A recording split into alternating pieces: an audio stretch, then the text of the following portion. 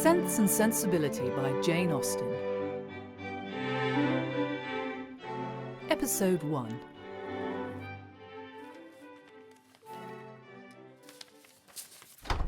You wished to see me, Father?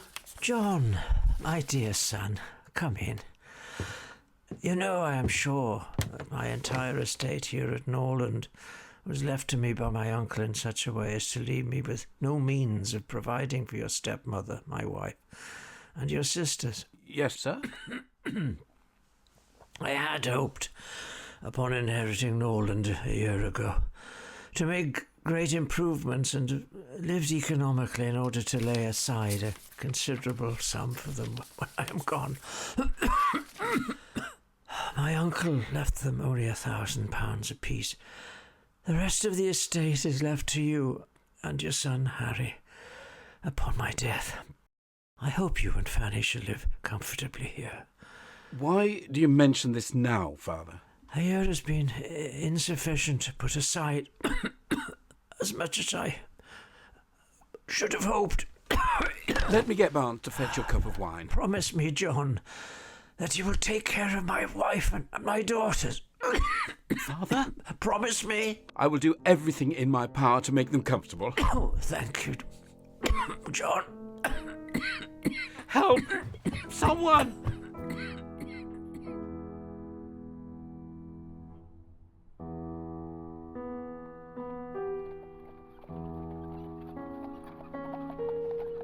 I've been thinking, my dear Fanny, to best discharge my promise to my late father, I should make a present of £1,000 apiece to Elinor, Marianne and Margaret. Well, that should be enough to make them completely easy. Really, John? You would deprive our dear son Harry of £3,000? How could you answer it to yourself to rob your child of so large a sum? Well, I hadn't thought of that. No. What possible claim could the Miss Dashwoods have on your generosity? They are only half-blood relations, after all. I suppose... It is very well established that no affection exists between children who do not share a mother. Why are you to ruin yourself and our poor little Harry by giving away all your money to your half-sisters? It was my father's last request to me that I should assist them. Had he been in his right senses, he could not have thought of such a thing as begging you to give away half your fortune from your own child. Perhaps then it would be better for all parties if the sum were diminished one half. £500 would be a prodigious increase to their fortunes. What brother would do half so much for his sisters? And as it is, only half-blood. One had rather, on such occasions, do too much than too little. No one, at least, can think I have not done enough for them. Even themselves, they can hardly expect more. There is no knowing what they expect. But we are not to think of their expectations. The question is what you can afford to do. I think I may afford to give them £500 apiece. As it is, without any addition of mine, they will each have about £3,000 on their mother's death. They will have £10,000 divided among them, and they may live very comfortably on the interest. It might be more advisable to do something for their mother while she lives, something of the annuity kind, or £100 a year. To be sure, it is better than parting with £1,500 at once.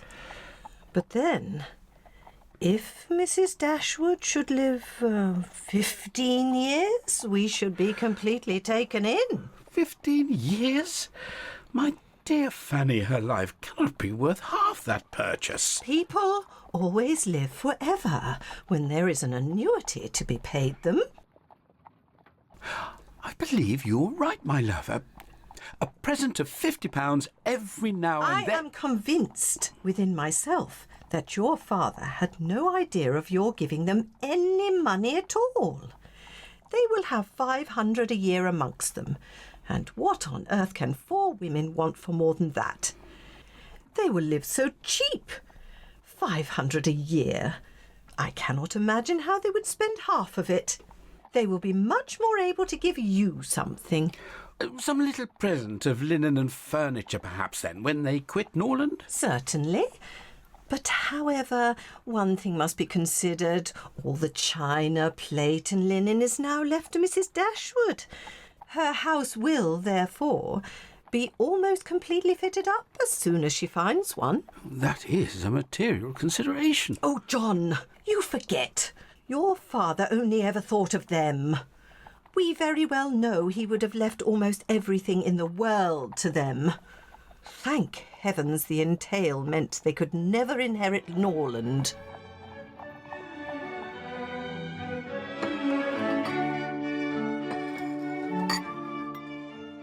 Insufferable woman. Marianne, you must try to calm yourself, dear. Mamma, Father's funeral is barely over, and Fanny arrives with no notice of her intention. Can she not see how indelicate her conduct is?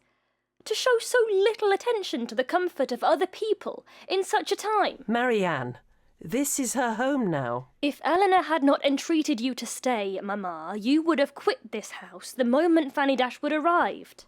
Your sister was right, and your brother pressed us to stay, and I would, for your sakes, endure her presence to avoid a breach with him. Margaret has the right idea. I rarely see her between meals. Oh, and now we must endure Fanny's painful brother, too. Edward Ferrars has nothing to recommend himself. Now do not be unfair. He is only a little shy, perhaps. It is enough to say that he is unlike Fanny. That implies everything amiable. His reading last night! I am sure you will like him when you know more of him.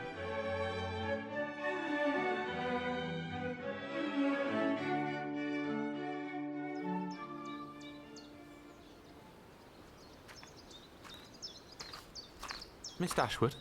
Mr Ferrars? I see I am disturbing your reading. Forgive me.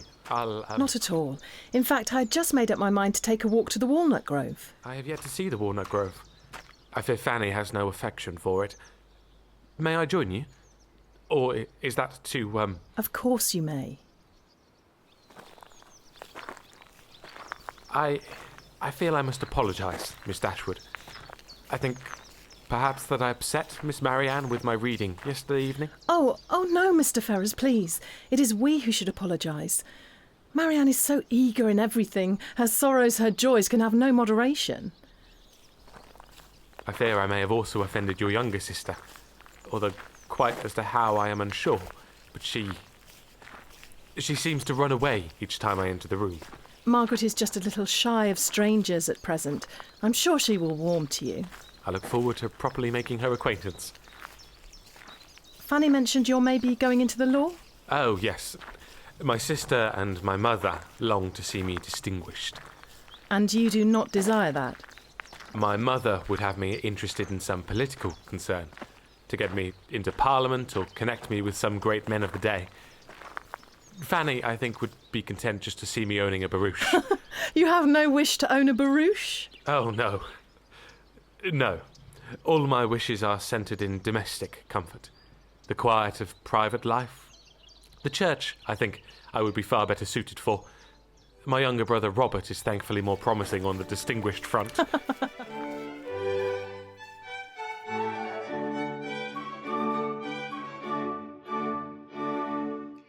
Have you seen Elinor, Mamma? She promised to assist Margaret with her French this morning. I believe she is out walking with Edward. Well, that is the third time this week. I have hopes, Marianne, that in a few months Elinor will, in all probability, be settled for life. Do you really suppose so? Have you not noticed Edward's behaviour towards her these past weeks? I have no doubt of their being quite seriously attached. Oh, but Mamma, how shall we ever do without her? You will gain a brother, a real affectionate brother in Edward. But you look grave, Marianne. Do you disapprove of your sister's choice? Oh, Edward is very amiable, and I love him tenderly. But yet, there is something wanting. His figure is not striking. Music seems scarcely to attract him. And though he admires Elinor's drawings very much, it is not the admiration of a person who can understand their worth. I could not be happy with a man whose tastes did not in every point coincide with my own. Oh, Mamma, the more I know of the world, the more I am convinced that I shall never see a man whom I can really love. Remember, my love, that you are still very young. It is yet too early in life to despair of such a happiness.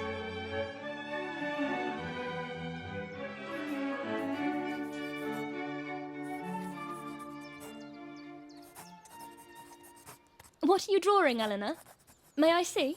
That little wilderness aside the path. I wish I had your talent for sketching. What a pity it is, Elinor, that Edward should have no taste for drawing. No taste for drawing? I hope, Marianne, you do not consider him as deficient in general taste.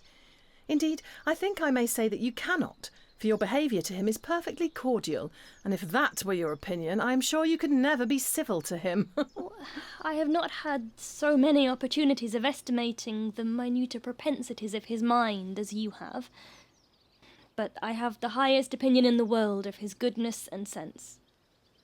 I think him everything that is worthy and amiable. I am sure that his dearest friends could not be dissatisfied with such commendation as that.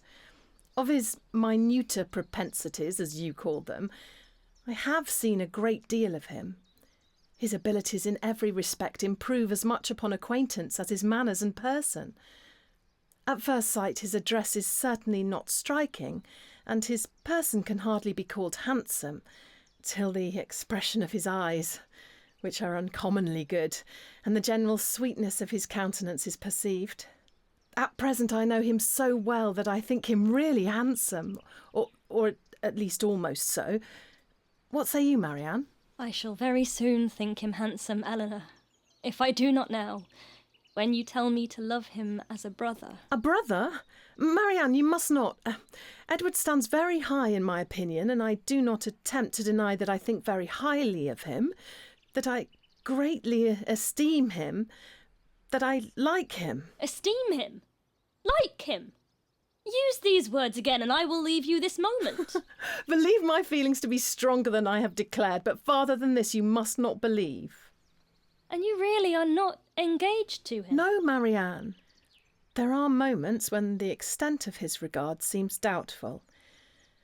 Until his sentiments are fully known, you cannot wonder my wishing to avoid any encouragement of my partiality by believing or calling it more than it is. And this is your real opinion? The longer we are together, the more doubtful seems his regard. I'm going inside to fetch another pencil.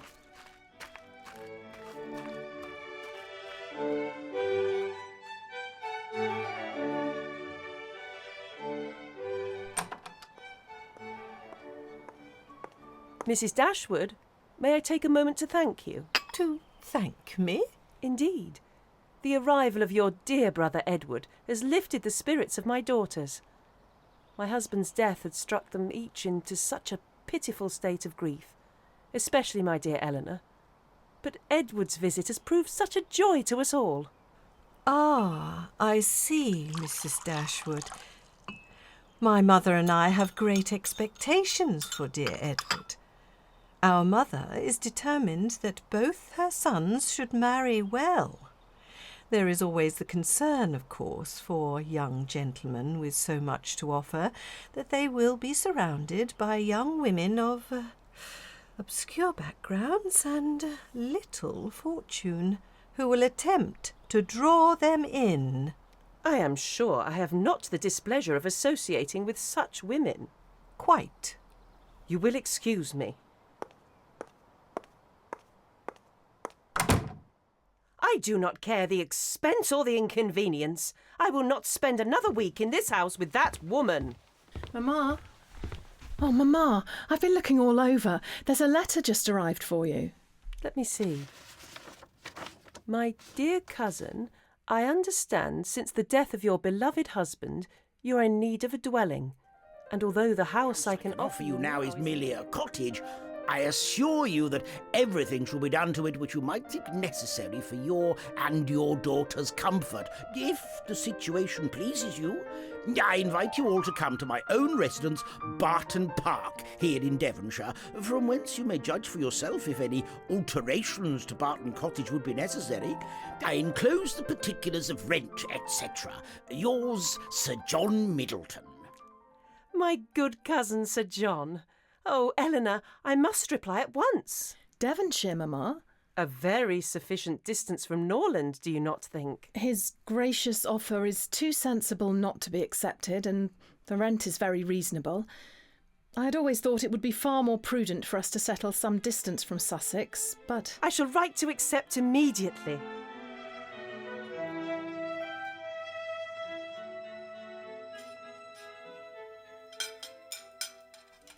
John, Fanny, I would like to thank you both for your hospitality over these past months, but I have today accepted a house, and we shall incommode you no longer. How wonderful, Mother. You're not settling far from Norland, I hope? Devonshire. Devonshire?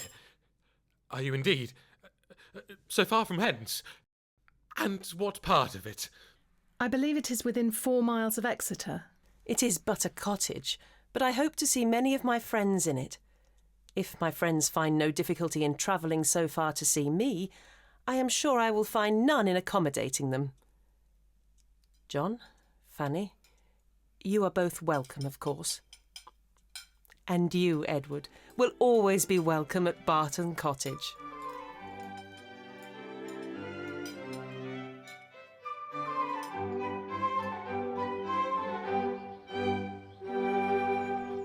Thank you, Thomas. Just there with that trunk, if you will. And you are certain you must send all your furniture round by water? It is the most efficient way, John. I am quite conscientiously vexed. I had hoped to arrange the delivery myself, as our father would have wanted, but this renders it impracticable. Dear, dear Norland, when shall I cease to regret you? When learn to feel a home elsewhere? Oh, happy house! Could you know what I suffer in now, viewing you from this spot, from whence perhaps I may view you no more?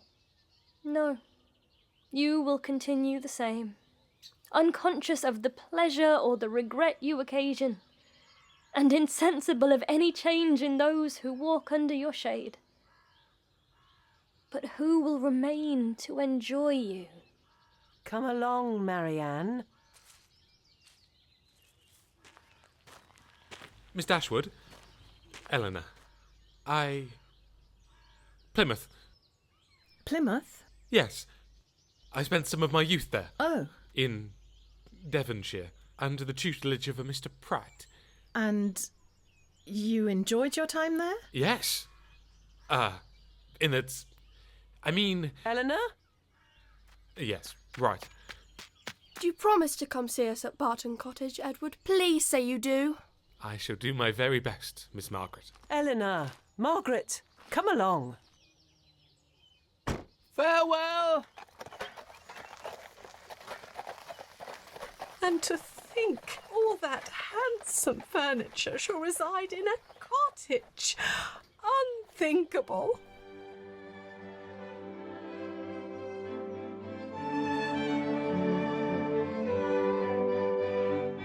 Sense and Sensibility was a Nothing But Roaring and White Cobra co-production.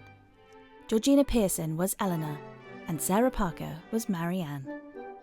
Barry Dougal was Henry Dashwood, Richard Jordan was John Dashwood, and Vicky Kelly was Fanny Dashwood. Beverley Webster was Mrs Dashwood, John Myhill was Sir John Middleton, Lottie Wilton-Isgar was Margaret Dashwood, and James Lickman was Edward Ferrars.